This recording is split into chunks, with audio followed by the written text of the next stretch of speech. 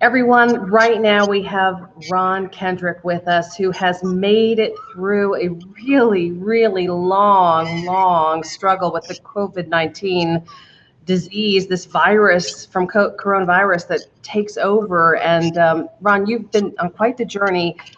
Take us back to when it started and what you remember about your earliest symptoms. Uh, it was Sunday the 15th. I had gone to the store to get stuff because we was going to go in and stay in like they told us to stay in. But Tuesday I started getting a fever, so I isolated myself. I went to the doctor the next morning on Wednesday to test me for the flu, the pneumonia, everything, and then they finally swabbed me for the COVID-19. And then my fever just kept skyrocketing up to 104. And by Monday, when the test finally came back positive, then I started having breathing problems. And then I ended up having to go to the hospital. And so it was And later that week, right? You went to the hospital. yeah, I went in on Thursday, I believe, Wednesday or Thursday of that following week after I've been with it for a week. And that's when they put me in. And what was that like? Because we all have heard how you cannot carry someone with you, which can be traumatic for people. I mean, you go to the hospital by yourself, you're having breathing problems. What was that like for you? Uh, yeah, the isolation part, being around nobody, that was very hard. But the fever and the breathing problems, it just got to me after a while. At one point, they thought they were going to put me on a respirator, but I made it through with just oxygen. I'm still on oxygen for my lungs because it drops below 90 if I don't have it. So, but yeah, it was scary. But then at the same time, I was away from my family, and that really tears you up. I know it. It has to. What did you do to get you through those moments and those times, Ron? Because that is a lonely, self-reflecting time, I'm sure. First 3 days, I didn't have my cell phone.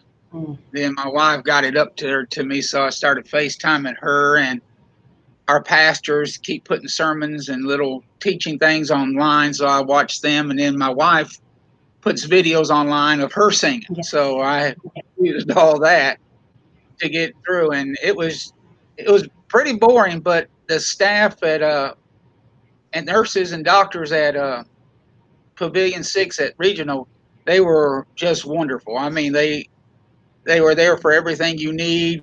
They just treated me so nice, and it was kind of scary when you see all these people masking up to come in and check on you, you know. Yeah. So, and I just thank God that I've gone through it, because the alternative was respirator or death, and thank God I don't have to do that. And you are wearing oxygen. Talk a little bit about what they've been able to tell you. Do they even know? Will that be something that lasts? Or do they know if it's permanent lung damage? What do they know? We don't know yet. I'm just using a bunch of inhalers and keeping this on, of course. And then I got sleep apnea, which makes it rough trying to wear a mask while you're coughing. So Yeah. it, but I'm getting through it. And I had a little fever last night. I got a little concerned, but it's gone this morning. So, and then I check in with my doctor tomorrow with a video appointment.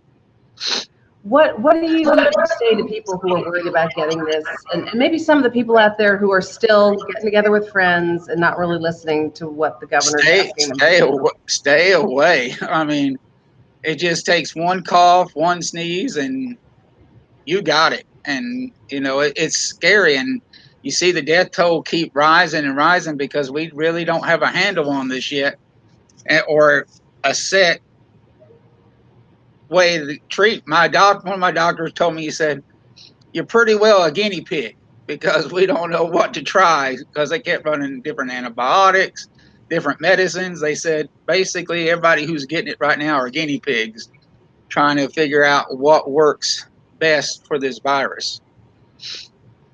And when it comes to the treatment and what you went through, like when you talk about breathing problems, can you describe that? Like, what was that like?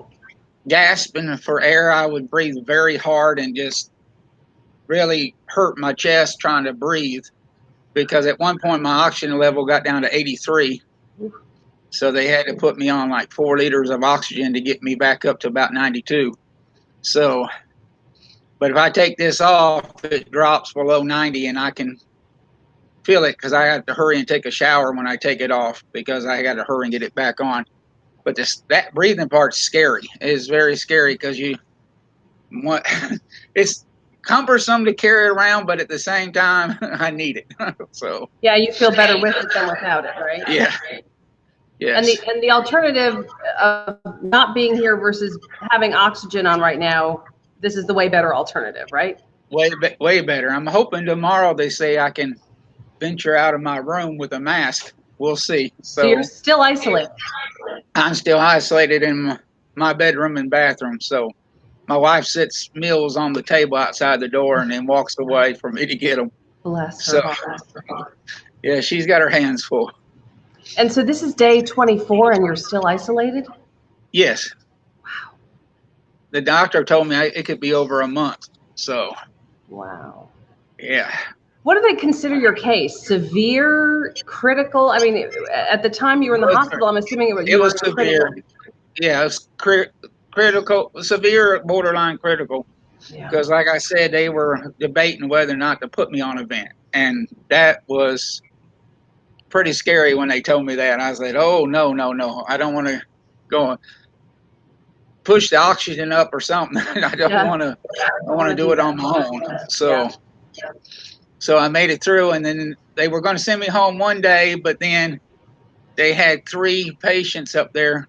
What I heard, there was 7 of us all together up there at regional, and 3 of them had to go on the vent that day that I was going to go home. So the doctor kept me one more day just to make sure that I wasn't going to take a turn for the worse. Right. He said he literally just walked out of the room and turned around and had to go back in because their breathing just went downhill that quick. Wow. So unbelievable. Well, Ron, what do you say to all those people? About 50,000 people watched your wife's interview, and I'm guessing a lot of them were praying for you, which I'm sure you had to feel those prayers. yeah, my mom and dad in Texas, they spread it to people. I have people in states I don't even know that's been praying for me, and I went on and did a little Facebook Live the other day to tell everybody I was still alive, and but people were commenting that I didn't even know. I was like, "Who are these people?" So that's a blessing. Prayers help a lot, and I know there's people dying, and we don't understand God's plan in this, but there's a reason, and he's still in control, even though we feel like we're not in control. He is in control. Well, we are so glad to be able to talk to you. I actually teared up a little bit as I met you on camera for the first time because I've been praying for you too, and we wish you the very best.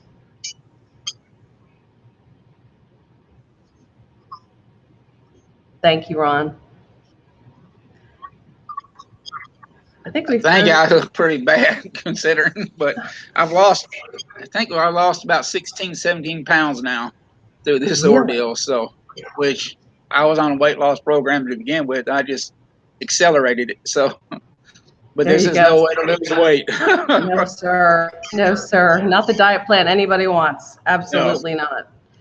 Well, we wish you the very best. I do want to put up a couple of sweet pictures that your wife had sent me.